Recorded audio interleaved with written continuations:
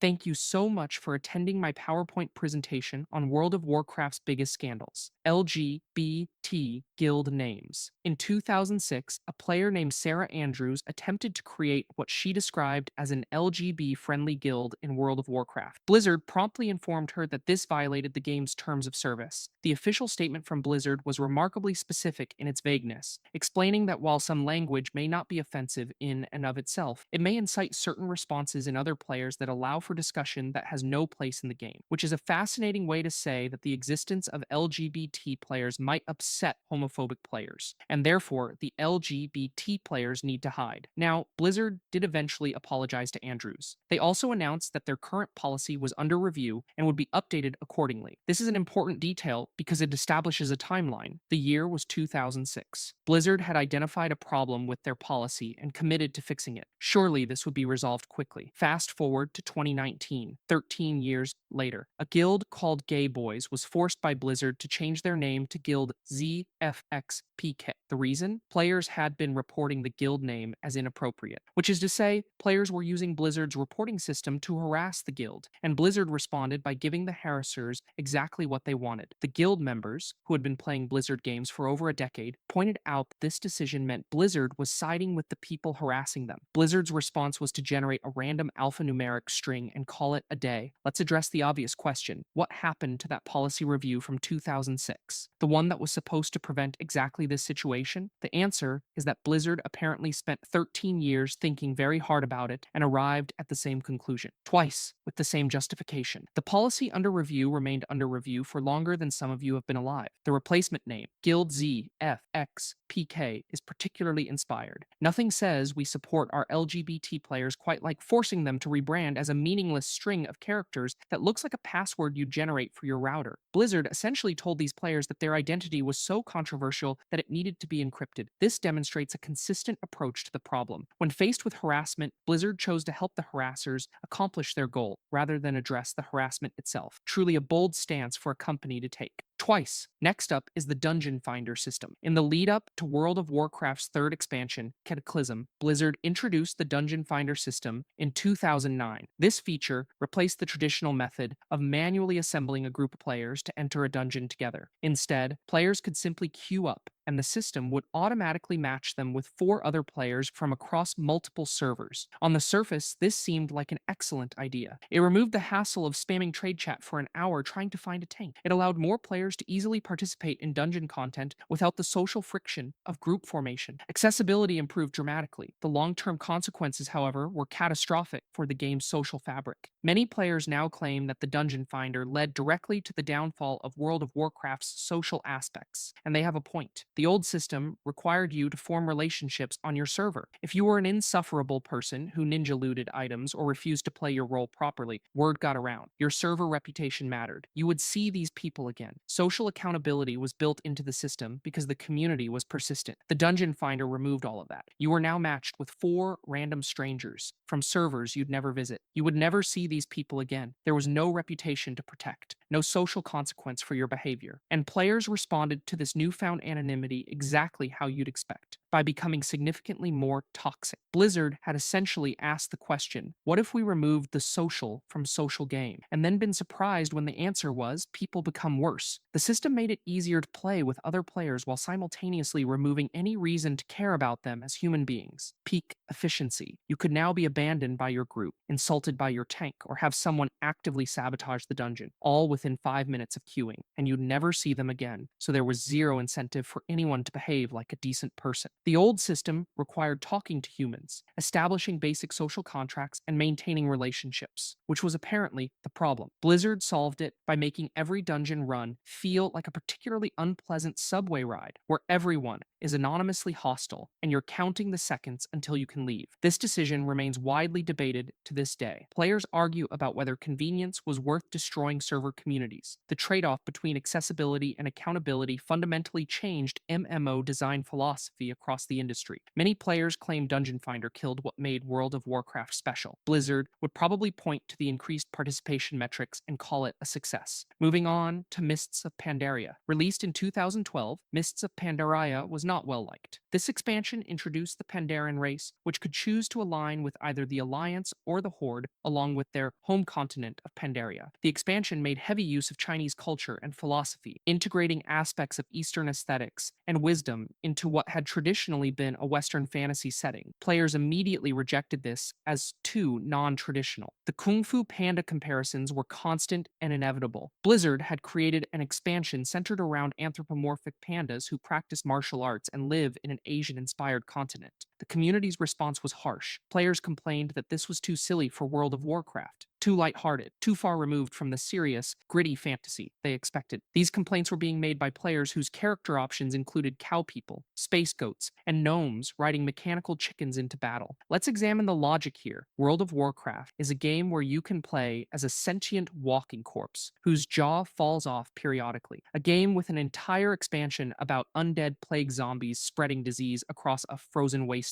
A game where one of the playable races is literally aliens who crash landed on the planet in a spaceship. But apparently, Chinese philosophy was a bridge too far. Pandas practicing meditation, unrealistic, unacceptable. This crossed a line that the aforementioned space goats somehow did not. The community's rejection of Mists of Pandaria on release was thorough and loud. Players insisted this expansion represented everything wrong with Blizzard's direction. The tone was too whimsical. The aesthetic was too Eastern. The pandas were too panda-ish. This was not the World of Warcraft they knew and loved. Here's where it gets interesting. Player opinions have softened considerably over time. In fact, many players now consider Mists of Pandaria to be one of the better expansions in World of Warcraft's history. The gameplay systems were strong. The storytelling was compelling. The aesthetic was beautiful. The Chinese cultural integration was actually well executed and respectful. All of these qualities were present in 2012, but players were too busy making Kung Fu Panda jokes to notice. This is classic revisionist history. The same players who spent 2012 complaining about how pandas ruined World of Warcraft now post nostalgic threads about how Mists of Pandaria was underappreciated. They've collectively decided that the expansion they hated was actually good, which means either the expansion changed or they did. Spoiler, the expansion didn't change. The lesson here is that player opinion is extraordinarily unreliable in real time, but becomes accurate in retrospect, assuming you give them 5 to 10 years to figure out what they actually think. Next up is the Warden. One of World of Warcraft's very first scandals involved Blizzard watching you, not your character, you, the actual person sitting at the computer. In fall 2005, security researcher Greg Hoagland discovered that Blizzard had integrated anti-cheat software called Warden into World of Warcraft, along with Diablo 2, StarCraft, and Warcraft 3. Warden's function was to detect cheating programs and bots. Its method of accomplishing this was to scan literally everything on your computer. While World of Warcraft was running, Warden would read the titles of every window you would open. It would check every process running on your computer. It would open each program and read portions of memory to compare against known cheating software. Then it would send hash values of all this information back to Blizzard servers. The scope was comprehensive. Warden could see your email program titles, your Excel spreadsheets, your PGP key managers, anything containing personal data. If you had Microsoft Excel open with your personal finances, Warden could read that window title. If that title happened to contain your social security number or credit card information, well, Blizzard now had that information. The Electronic Frontier Foundation called Warden a massive invasion of privacy. Privacy advocates labeled it spyware because that's what it was. Legal actions were taken against Blizzard for RAM scanning as far back as the World of Warcraft alpha test. Within days of these legal challenges, Blizzard added new lines to the end user license agreement. This is where the situation becomes particularly impressive. Blizzard's defense was that you agreed to this monitoring, which was technically true. The EULA did mention that Blizzard could monitor your PC activities with Warden. This information was buried in the small print of a document that almost nobody reads. You know the one. The 50-page legal document you scroll to the bottom of and click I agree without reading a single word. That one. 8 million World of Warcraft players worldwide granted Blizzard the legal right to scan their computer programs and memory by clicking that button. Informal surveys with WoW players revealed that none of them were aware they had agreed to such monitoring. Some of them stopped playing when they found out. Let's be clear about what happened here. Blizzard's solution to detecting bots was to implement actual spyware that scanned everything on your computer, including programs that had nothing to do with World of Warcraft. Then they defended this by pointing to a legal document that nobody reads. 8 million people accidentally agreed to corporate surveillance because they wanted to play a video game about elves and orcs. Extraordinary, I know. The best part is that Warden would scan for specific window titles to detect cheating programs. If you created a dummy window and named it something Warden was looking for, you'd get banned. Even if that window did nothing, the system was checking for names, not behavior. Truly cutting edge anti cheat technology. Privacy advocates were right to be concerned. This set a precedent for what game companies could monitor on your personal computer. Blizzard demonstrated that players would accept invasive surveillance if you buried it in an EULA and made it mandatory to play the game. It's not spyware if you technically clicked I agree without reading it. Next up is Corrupted Blood. On September 13th, 2005, Blizzard introduced a new raid called Zul'Gurub to World of Warcraft. The final boss of this raid was Hakar the Soulflayer, a massive winged serpent and blood god of the jungle trolls. Hakar had an ability called Corrupted Blood, which was a debuff that dealt 250 to 300 damage every few seconds to the infected player. More importantly, it was highly contagious and would spread to any player standing near the victim. This was intended to make the boss fight mechanically interesting for high-level players who could withstand the damage. The debuff was designed to exist only within the raid instance and nowhere else. There was a bug. Hunter-class players could have their pets contract corrupted blood, then dismiss the pet to remove it from the game world. When they later summoned that pet outside the raid instance, the pet would still be infected. The disease would then spread to every player and NPC near that pet. This is how a raid mechanic became a pandemic. Corrupted blood spread to major cities across multiple servers. Over 4 million subscribers were affected. Low-level players died instantly upon infection, as the damage over time effect exceeded their total health pools. Players described the streets as literally white with bones of the dead. Major cities became uninhabitable. One player reported that you couldn't enter population centers without contracting the plague, and anyone below level 50 died almost immediately. The game world was filling with corpses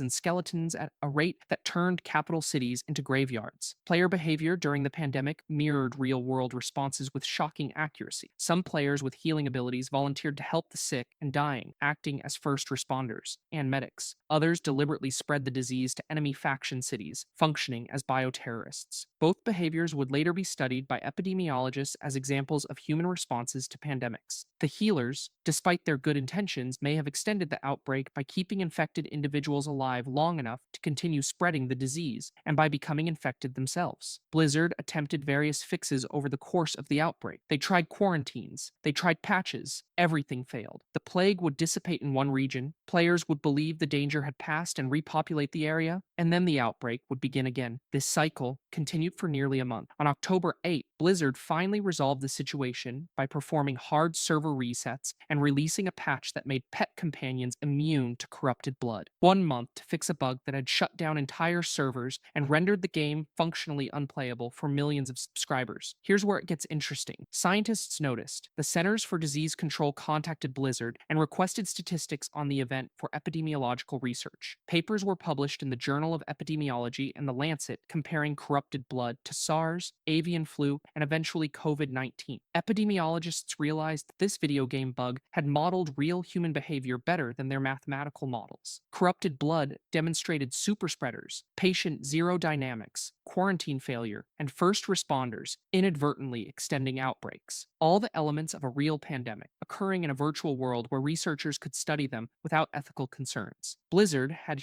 accidentally created epidemiology's best research tool. A coding error involving hunter pets became more valuable to disease research than decades of mathematical modeling. Scientists looked at their models, looked at World of Warcraft, and said, the video game is better. Truly inspiring. Blizzard later recreated the pandemic intentionally for the Wrath of the Lich King expansion in 2008 and again for Shadowlands in 2020. Because if you accidentally create something useful, you should absolutely do it again on purpose. Next is Real ID. In 2010, Blizzard announced a new policy for their official forums. Moving forward, anyone who wanted to post on the World of Warcraft forums would be required to use their real name, not their username, not their character name, their actual legal name, the name on their driver's license. Blizzard's stated goal was to reduce trolling and toxic behavior by removing anonymity from the forums. They believed that requiring people to attach their real identity to their posts would increase civility and accountability. Blizzard was confident this would work. They claimed there would be no issues with sharing everyone's real names publicly. The community responded with immediate panic and fury. Players pointed out the obvious concerns: stalking, harassment, doxing, identity theft, and general privacy violations. Many players used the forums to discuss game strategies, ask questions, and engage with the community without wanting their real world identity attached to their hobby. Women, LGBTQ players, and anyone with a controversial opinion or public profile were particularly concerned about safety implications. Blizzard dismissed these concerns. This is where a developer named Bashiok decided to demonstrate how safe the system was by posting his own real name on the forums, his actual legal name, Micah Whipple. Within minutes, someone had created a blog displaying Micah Whipple's home address, phone number, and other personal information. The system had stress tested itself in real time, using a Blizzard employee as the test subject, and immediately failed. Let's appreciate what happened here. Blizzard's position was that there were no privacy or safety concerns with this policy. A developer volunteered to prove this by posting his real name. Someone instantly doxed him, proving the critics correct in the most public way possible. The employee had his personal information exposed to demonstrate that personal information could be exposed. Peak 2010 internet thinking. Just use your real name. What could go wrong? The backlash intensified. Long-term players who had been with Blizzard since the Warcraft RTS days threatened to cancel their subscriptions. Blizzard employees staged a walkout and shrouded company monuments in protest. This is notable because these were Blizzard employees protesting Blizzard's own policy. The people who worked at the company were publicly stating that leadership was making a dangerous mistake. Blizzard reversed course. The Real ID form requirement was never implemented. The entire plan was abandoned within days of the announcement. This remains one of Blizzard's fastest policy reversals, achieved through the combined efforts of a panicked community and a developer who accidentally doxed himself to prove a point. The Real ID controversy demonstrated how fundamentally out of touch Blizzard's leadership was with online safety. Their solution to internet trolls was to remove all privacy protections and hope for the best. When confronted with obvious concerns about stalking and harassment, they insisted there was no problem. It took one of their own developers getting doxed in real time to convince them otherwise. This incident foreshadowed Blizzard's later struggles with privacy, moderation, and understanding their community. The company that claimed to see no issues with doxing, everyone learned that there were, in fact, issues with doxing everyone. Extraordinary, I know. From misguided privacy policies, we now move to international politics. Blitzchung. On October 6, 2019, during the Hearthstone Grandmasters Asia Pacific Tournament in Taiwan, Hong Kong player Ng Wai Chung, known professionally as Blitzchung, was interviewed following his match. During this post-game interview, Blitzchung put on a gas mask and goggles similar to those worn by protesters in the 2019 Hong Kong protests. He then said in Chinese, "Liberate Hong Kong, revolution of our times," which had become a rallying cry for the pro-democracy movement. The two Taiwanese casters conducting the interview ducked down to hide their faces,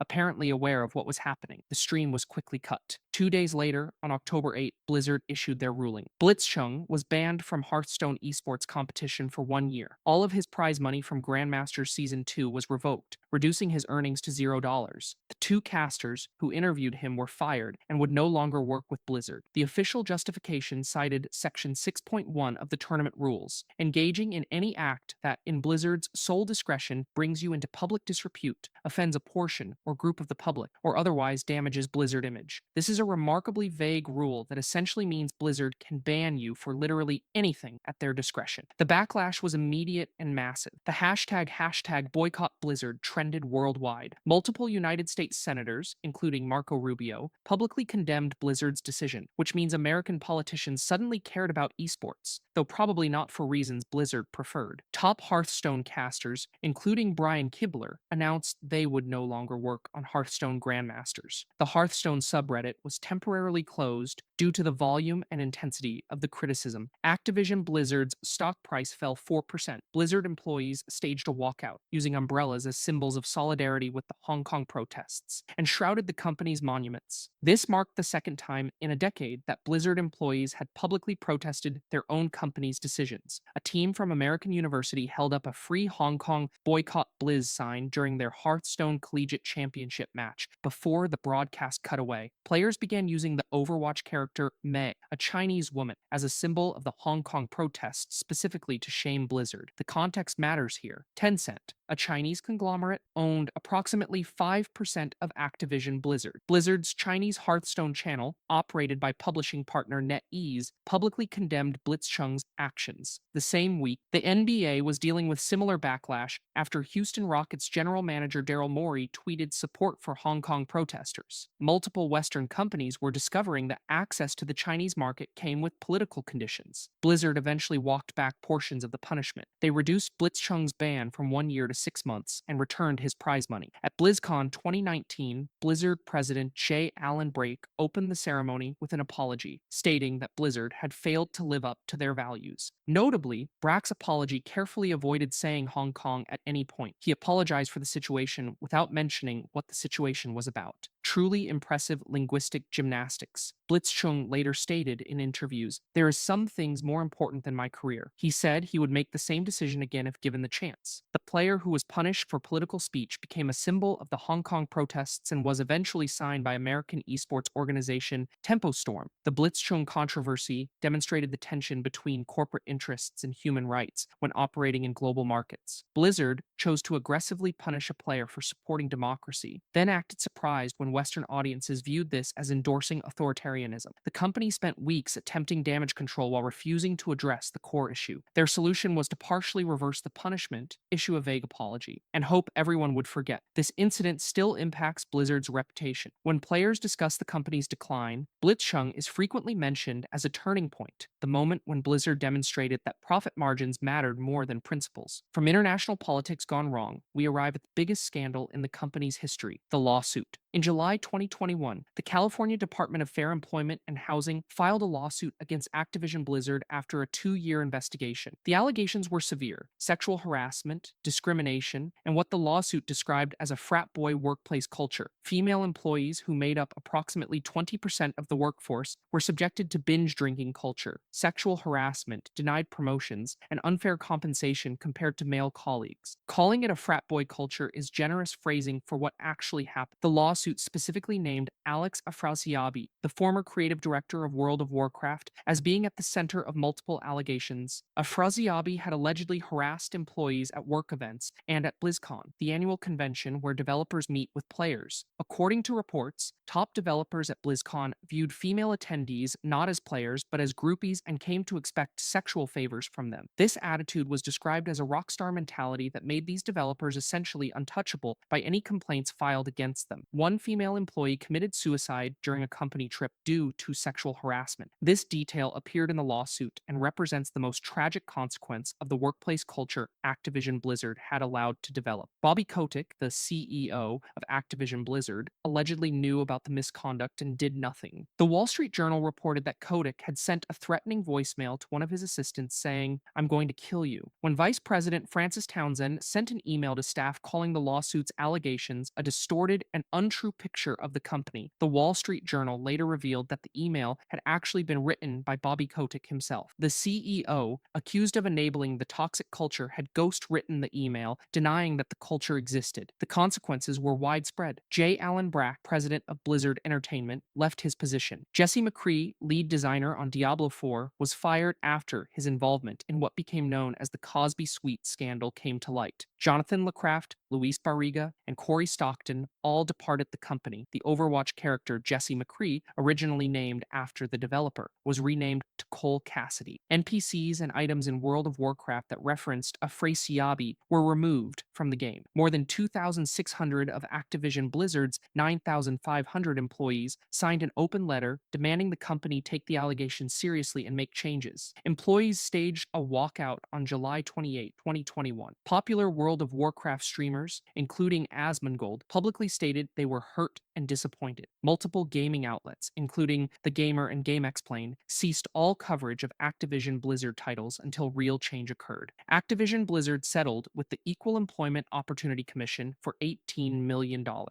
A later settlement reached $54 million.